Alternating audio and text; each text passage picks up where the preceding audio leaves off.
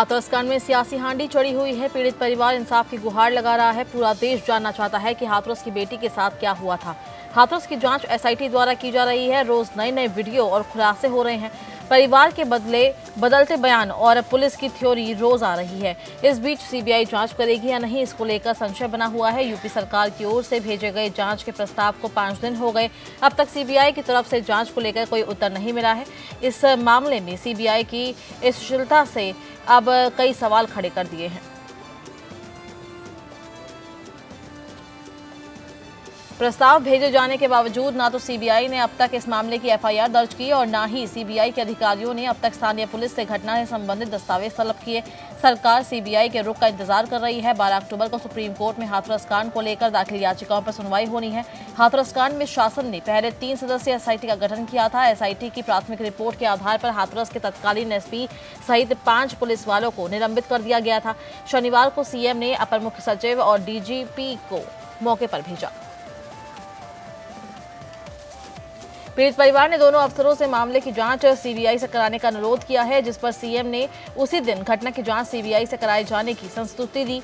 CBI जांच की संस्तुति दिए जाने की जानकारी देते हुए अपर मुख्य गृह सचिव अवनीश कुमार अवस्थी ने बताया था कि सीबीआई जांच से संबंधित सारी औपचारिकताएं उस दिन पूरी कर दी गई थी।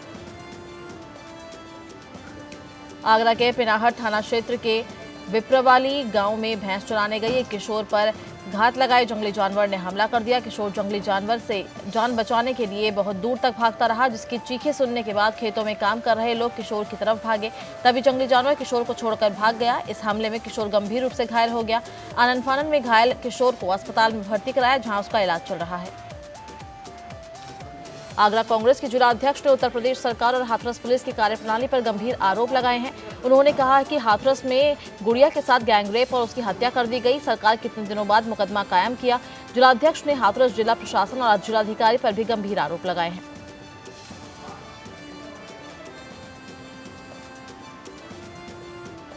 बीते दिनों हाथरस की रहने वाली 4 साल की बच्ची को कोतवाली इगलास के गांव पिथैर में दुष्कर्म के मामले में रिपोर्ट दर्ज में लापरवाही को लेकर कोतवाल इगलास को निलंबित कर दिया गया था, जिसको लेकर कोतवाल इगलास का विदाई समारोह धूमधाम के साथ मनाया गया, जिसमें आला अधिकारी भी निलंबित कोतवाल को मालाएं पहनाते हुए नजर आ रहे हैं। अलीगढ़ में अपराधियों के हौसले बुलंद नजर आ रहे हैं। यही कारण है कि हर रोज हो रही तरह तरह की घटनाओं से शहरवासी दहशत में नजर आ रहे हैं। अपराधियों के दिलों से पुलिस का खौफ गायब नजर आ रहा है। कहीं गोलोकांड तो कहीं चाकूबाजी जैसी घटनाओं को एक बार लेकर फिर कानून व्यवस्था पर सवाल उठना शुरू हो गया है। अलीगढ़ मुस्लिम विश्वविद्यालय कैंपस से एक बार फिर गोलियों की तड़तड़ाहट से गूंज उठा। एथलेटिक ग्राउंड में सोनू नाम के एक युवक की दिन दहाड़े गोली मारकर हत्या कर दी गई। सूचना पर पहुंची एएमयू कैंपस की सिक्योरिटी ने युवक के शव को कब्जे में लेते हुए जानकारी इलाका पुलिस को दी। मौके पर इलाका पुलिस और एम्बुलेंस की गाड़ी पहुंची, जिसमें मृतक युवक के शव को रखकर मेडिकल के लिए भेज दिया गया था। हरदोई में एक डॉक्टर युवती बैंक में अज्ञात युवक द्वारा बनवाए गए केसीसी से परेशान है और लगातार वो परेशान होकर बैंक अधिकारियों के चक्कर काट रही है, लेकिन बैंक के अधिकारी उसकी सुनने को तैयार नहीं है। ऐसे में परेशान होकर डॉक्टर युवती ने पुलिस के पूरे मामले की शिकायत की गई शिकायत में उसने बताया कि उसने कभी केसीसी नहीं बनवाया, लेकिन किसी व्यक्ति ने साजिश करके उनके खाते से केसीसी बनवाकर उससे चपत लगाई और अब तक 45,000 रुपये उसके बैंक से काटे जा चुके हैं। एसपी ने बताया कि पूरे प्रकरण की जांच पर कार्रवाई की जा रही है। बाराबंकी में सपा कार्यकर्ताओं का प्रदर्शन महंगा पड़ गया, जहां सपा नेता आजम खान की रिहाई की मांग को लेकर नगर कोतवाली परिसर में अर्धनग्न होकर जमकर प्रदर्शन करने लगे। सपाइयों की बेहयाई का नजारा देखकर महिला सिपाही कोतवाली के अंदर चली गई। मामला नगर कोतवाली परिसर का है, जहां समाजवादी पार्टी के युवजन सभा के जिला अध्यक्ष आशीष आर्यन ने अपने अन्य समर्थकों के साथ जेल में बंद आजम खान की रिहाई के लिए सरकार के खिलाफ नारेबाजी करने लगे और कपड़े उतार कर लेटकर प्रदर्शन करने लगे। बहराइच में लाखों लोगों की श्रद्धा और आस्था की पतित पावनी सरयू नदी बदहाली के आंसू बहा रही है। सरकारी उदासीनता के चलते ये नदी इतनी प्रदूषित हो गई है कि इसका जल अब आचमन के योग्य भी नहीं रहा। इसको लेकर स्थानीय लोगों में निराशा है। दरअसल शहर के गंदे नाले का पानी प्रतिदिन सीधे सरयू में प्रवाहित किया जा रहा है, जिसकी वजह से पतित पावनी सरयू नदी शहर के गंदे नालों के कारण दूषित होने लगी है। गंदे नालों के साथ साथ शहर की सीवर लाइन भी सरयू नदी में जोड़ दी गई है, जिस कारण सीवर का पानी सरयू नदी के जल में प्रवाहित हो रहा है। सरयू नदी का जल न केवल दूषित होता है बल्कि जलीय जंतु और इंसानी जिंदगी के अस्तित्व के लिए खतरा उत्पन्न हो गया है।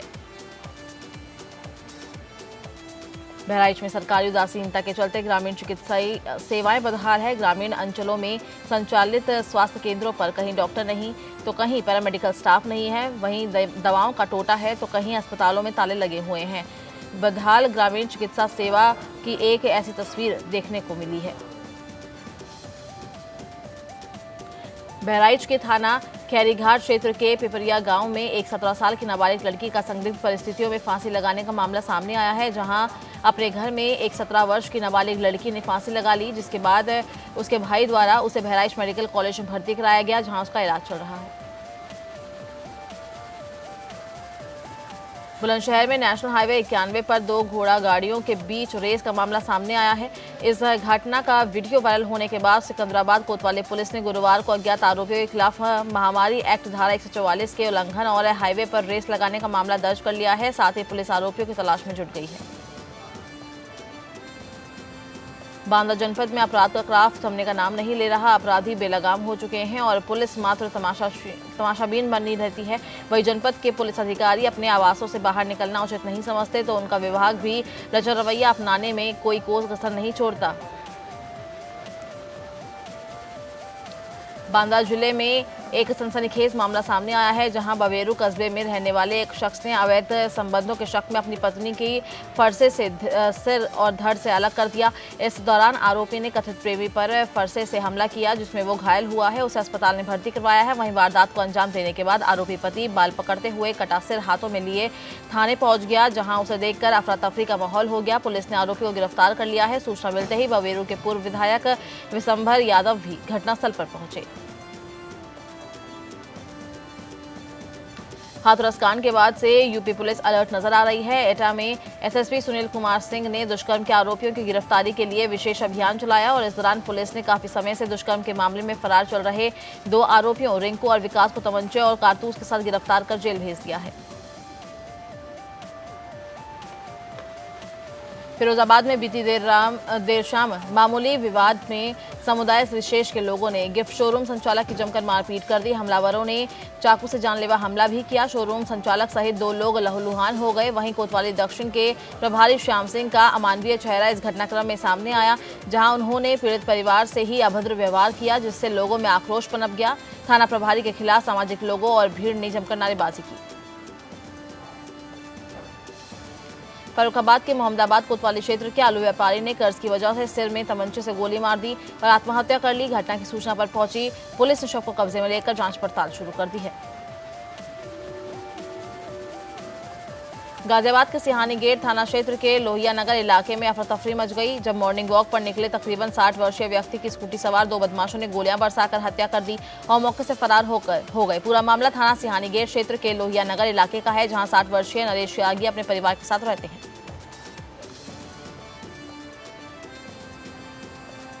गाजीपुर में एक वीडियो सोशल मीडिया पर तेजी से वायरल हो रहा है। वायरल वीडियो में बीजेपी नेता शिव प्रताप सिंह द्वारा कासिमाबाद तहसील के ऑफिस में घुसकर कानूनगो से दबंगई के साथ एक शख्स को पैसा वापस कराया जा रहा है। फिलहाल मामले की डीएम मंगला प्रसाद सिंह ने एसडीएम कासिमाबाद को जांच के निर्देश दिए हैं।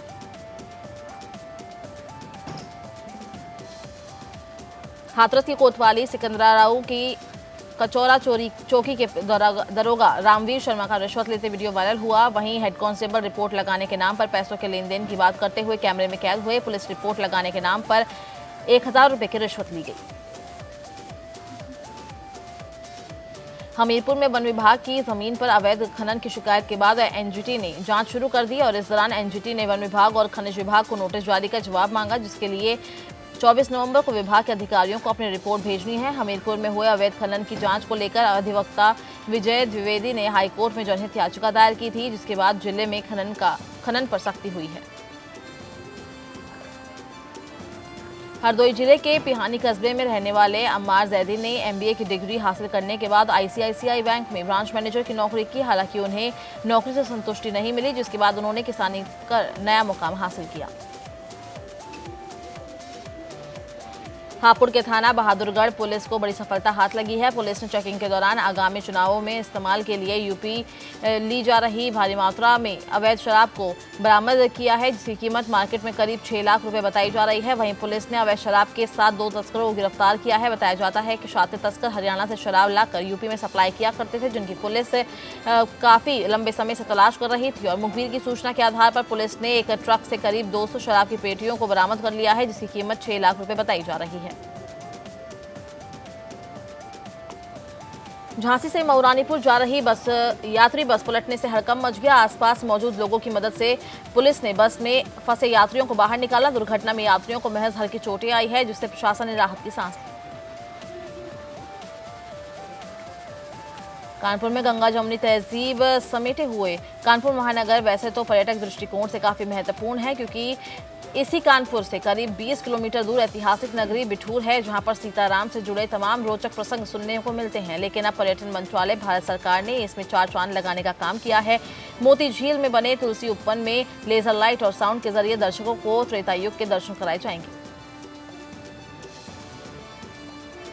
कानपुर की सड़कों पर बेखौफ दबंगई का नजारा देखने को मिला, जहां पर लड़ाई झगड़े पर उतारू 2 गुट आपस में मारपीट करने लगे, जिसको देखने वालों की भीड़ इकट्ठा हो गई, पर पुलिस का नामो निशान तक नहीं मिला। फिलहाल वीडियो की पड़ताल की गई तो मारपीट का ये नजारा काकादेव थाना क्षेत्र का निकला है। कानपुर के नेशनल हाईवे 2 में उस वक्त हड़कंप मच गया जब पेट्रोल से भरा एक टैंकर तेज रफ्तार ट्रक से जा टकराया और स्पीड में होने की वजह से टैंकर पलट गया, जिसकी वजह से टैंकर की टंकी से पेट्रोल का रिसाव होने लगा। बस क्या कानपुर में सख्ती के बाद भी सट्टेबाजी का अवैध कारोबार लगातार जारी है। नजीराबाद थाना क्षेत्र में पुलिस ने आईपीएल मैच में सट्टा खिलवाने वाले गैंग का पर्दाफाश किया है और इस दौरान पुलिस ने सटोरियों को गिरफ्तार किया है। पुलिस को मुखबिर की सूचना पर दर्शनपुरवा और कौशलपुरी में खेले जा रहे आईपीएल क्रिकेट मैच में सट्टे में फजलगंज में 3 और नजीराबाद में 4 अभियुक्त गिरफ्तार किए गए हैं। कानपुर में एक बार फिर पुलिस ने 4 युवकों को मादक पदार्थ की तस्करी के आरोप में पकड़ा है। आरोपियों के पास से 80 किलो गांजा बरामद किया गया है, जो कि लग्जरी गाड़ियों द्वारा गैर जनपदों से कानपुर लाया गया। पकड़े गए चारों अभियुक्त के खिलाफ एनडीपीएस के अंतर्गत कार्रवाई कर जेल भेजा जा रहा है। कानपुर में एटीएम मशीन से छेड़छाड़ करके उसमें डिवाइस फिट कर दूसरों के खाते से पैसा निकालने वाले एक गिरोह का खुलासा हुआ है। पुलिस ने इस गैंग के सदस्यों को गिरफ्तार किया है। पकड़े गए आरोपियों पर 1 साल में 5 करोड़ से ज्यादा का ट्रांजैक्शन का आरोप है।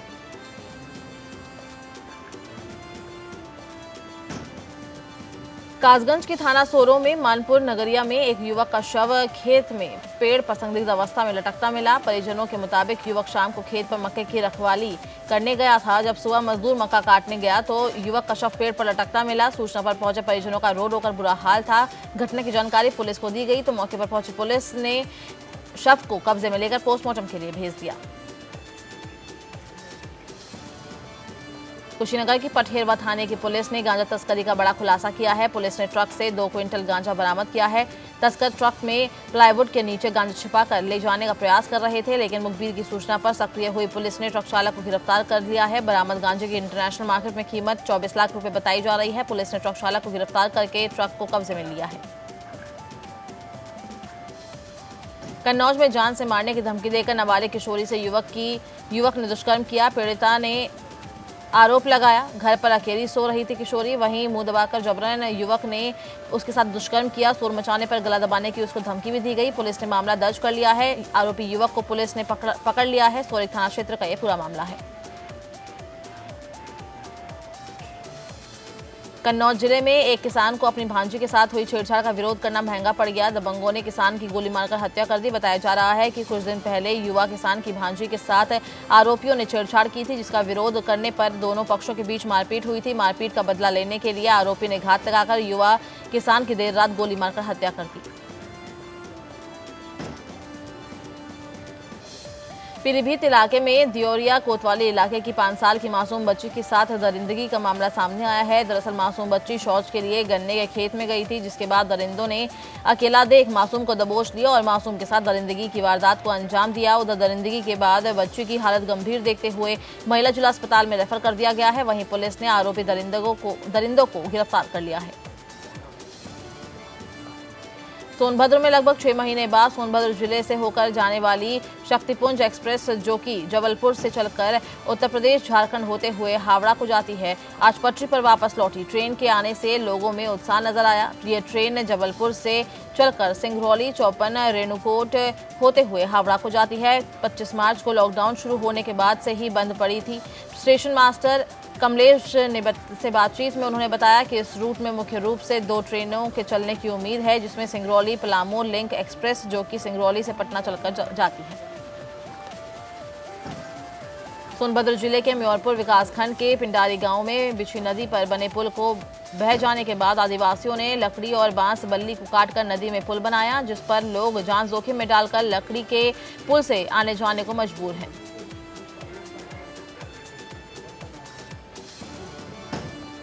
सोनभद्र के जुगैल थाना क्षेत्र के गोठानी गांव में चल रहे मनरेगा के 4 दीवारी निर्माण और समतलीकरण के दौरान 70 वर्षीय बुजुर्ग की पीट कर हत्या का मामला प्रकाश में आया। दरअसल मृतक बुजुर्ग भी मौके पर मौजूद था, जबकि गांव के एक आरोपी शिववचन मौके पर पहुंचा और वृद्ध को लाठी डंडों से पीटना शुरू कर दिया, जिससे 70 वर्षीय वृद्ध गंभीर रूप से घायल हो गया। जब तक वे लोग बीच बचाव करते तब तक गंभीर हालत में हो गई उसकी, और परिजनों और आसपास के लोगों द्वारा आनन फानन में CHC चौपन लाया गया। अस्पताल पहुंचने से पूर्व ही वृद्ध की मौत हो चुकी थी। सोनभद्र के अनपरा थाना क्षेत्र के बिछड़ी गांव में एक युवक ने कुल्हाड़ी से काटकर महिला की हत्या कर दी। घटना के बाद आरोपी युवक मौके से फरार हो गया। घटना सूचना पर पहुंची पुलिस ने शव को कब्जे में लेकर पोस्टमार्टम के लिए भेज दिया है। वहीं मौके पर पहुंचे अपर पुलिस अधीक्षक OP सिंह ने बताया कि पति की तहरीर के आधार पर मामला पंजीकृत कर लिया गया है और आरोपी की तलाश के लिए टीम बनाई गई है। जल्द ही आरोपी की गिरफ्तारी की जाएगी।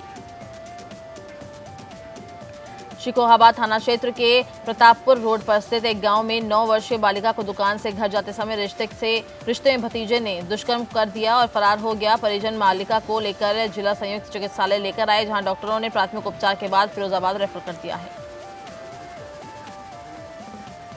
अखिल भारतीय क्षत्रिय कल्याण परिषद के कार्यकर्ताओं ने सुबह सपा के एक नेता पर CM योगी आदित्यनाथ पर अभद्र टिप्पणी करने का आरोप लगाया और इस दौरान पुलिस ने जिला मुख्यालय पर सुबह सपा नेता के खिलाफ नारेबाजी की। पार्टी के खिलाफ कार्रवाई की मांग करते हुए धरना प्रदर्शन किया गया। केंद्रीय मंत्री स्मृति ईरानी के विरोध के मामले को लेकर 9 कांग्रेसी कार्यकर्ताओं की रिहाई न होने पर शुक्रवार को सैकड़ों कार्यकर्ता कंटोनमेंट स्थित DM आवास के घेराव के लिए निकल गए। स्थिति बिगड़ती देख SP सिटी, ACM समेत कई थानों की फोर्स ने सभी को JHV मॉल के पास रोक दिया। कांग्रेसियों ने सड़क पर ही धरना प्रदर्शन शुरू कर दिया। वहीं गुरुवार को SCM शिवांगी शुक्ला का विरोध करने के मामले में 20 लोगों को, जिनमें अधिवक्ता और कांग्रेस के कार्यकर्ताओं पर कैंट थाने में मुकदमा दर्ज किया गया।